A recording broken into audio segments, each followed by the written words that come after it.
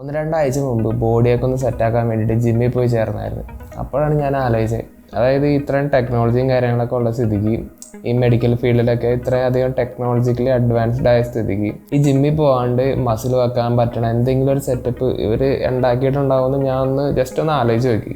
അതായത് എന്തെങ്കിലും മരുന്ന് എന്തെങ്കിലുമൊക്കെ കുത്തി വെച്ചിട്ട് ഈ മസിൽ ഉണ്ടാക്കാൻ പറ്റുമോ എന്ന് ഞാൻ ഒന്ന് ആലോചിച്ച് നോക്കി. സ്റ്റിറോയിഡ്സും കാര്യങ്ങളൊന്നും അല്ലാണ്ട് നമ്മൾ വർക്കൗട്ടൊന്നും ചെയ്യാണ്ട് ഈ അത്യാവശ്യം ബോഡി ബിൽഡ് ചെയ്യാൻ പറ്റുമോ എന്നുള്ള കാര്യം ഞാൻ ജസ്റ്റ് ഒന്ന് ആലോചിച്ച് നോക്കി.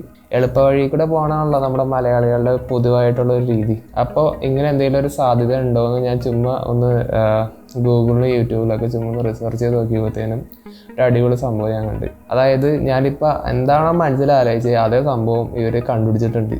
അതെന്താ സംഭവം എന്ന് ഞാനിപ്പോൾ പറഞ്ഞുതരാം. അതായത് ഒരു വീട് പണിയണത് കുറേ ഇഷ്ടികകളോ അല്ലെങ്കിൽ എന്തെങ്കിലും കട്ടകളോ കൊണ്ടാണെങ്കിൽ നമ്മുടെ ശരീരം ഉണ്ടാക്കിയിരിക്കുന്നത് കുറേ സെൽസും കൊണ്ടാണ്. അതായത് നമ്മുടെ ശരീരത്തിൻ്റെ ഒരു ബിൽഡിംഗ് ബ്ലോക്സ് ആണ് ഈ സെൽസ് എന്ന് പറഞ്ഞു കഴിഞ്ഞാൽ.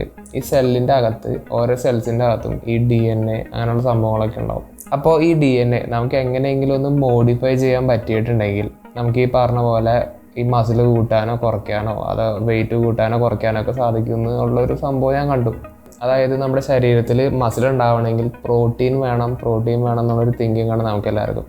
പക്ഷേ ഒരു ടൈപ്പ് പ്രോട്ടീൻ നമ്മുടെ ശരീരത്തിലുണ്ട്. ആ പ്രോട്ടീൻ എന്താ ചെയ്യണമെന്ന് വെച്ച് കഴിഞ്ഞാൽ നമ്മുടെ ശരീരത്തിലുള്ള മസിൽ, അതായത് മസിലിൻ്റെ ഗ്രോത്ത് ലിമിറ്റ് ചെയ്യും. അതായത് ഒരു എമൗണ്ടിൽ കൂടുതൽ മസിൽ ഗ്രോ ചെയ്യാണ്ട് നോക്കുന്ന ഒരു ടൈപ്പ് പ്രോട്ടീൻ ഉണ്ട് നമ്മുടെ ശരീരത്തിൽ. അതിൻ്റെ പേരാണ് മയോസ്റ്റാറ്റിൻ.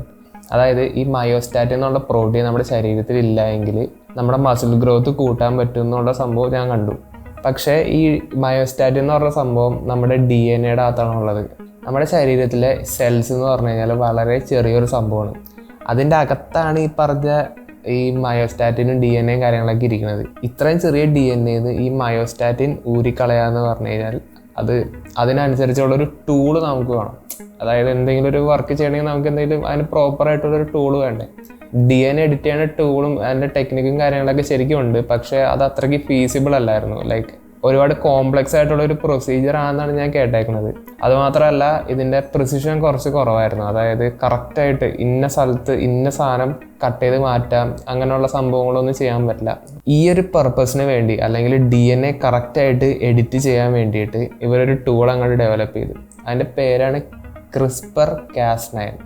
ഓക്കെ, അപ്പോൾ ഈ ടൂൾ എന്താണെന്ന് വെച്ച് കഴിഞ്ഞാൽ നമ്മുടെ DNA നേരത്തെ പറഞ്ഞ പോലെ തന്നെ നമ്മുടെ DNA പ്രിസൈസ്ലി എഡിറ്റ് ചെയ്യുകയോ അതിൻ്റെ ഓൾട്ടറേഷൻസ് ഒക്കെ വരുത്താനും വേണ്ടിയിട്ട് ഉണ്ടാക്കി വെച്ചേക്കുന്ന ഒരു ടൂളാണ്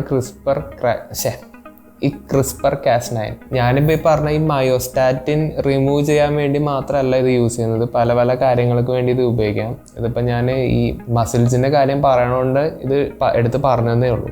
നമ്മൾ ഹ്യൂമൻ ബീയിങ്സിൻ്റെ കുഴപ്പം എന്താണെന്ന് വെച്ച് കഴിഞ്ഞാൽ നമ്മൾ വളരെ ക്യൂരിയസ് ആണ്. അതായത് അത് ചെയ്യാൻ പറ്റുമോ, ഇത് ചെയ്യാൻ പറ്റുമോ, അങ്ങനെയുള്ള കുറേ ലൈക്ക് അങ്ങനെയുള്ള തിങ്കിങ് ഉള്ള ഒരു കൈൻഡ് ഓഫ് ബീയിങ്സ് ആണ് നമ്മൾ. അപ്പം അത് ഇവർ ലാബ് ആനിമൽസിൽ ടെസ്റ്റ് ചെയ്തു. അതായത് പശുക്കളിൽ, മുയൽ, അങ്ങനെ പല ആനിമൽസിൽ ഇവർ ടെസ്റ്റ് ചെയ്ത് നോക്കി. And the results are quite amazing man. സംഭവം അടിപൊളിയാണ്. ഇവരുടെ മസിൽ ഗ്രോത്ത് ഭയങ്കര അടിപൊളിയായിട്ട് ഗ്രോ ചെയ്തു. നിങ്ങളന്ന് ഈ പിക്ചേഴ്സ് കണ്ടു നോക്കാം, അപ്പോൾ മനസ്സിലാവും.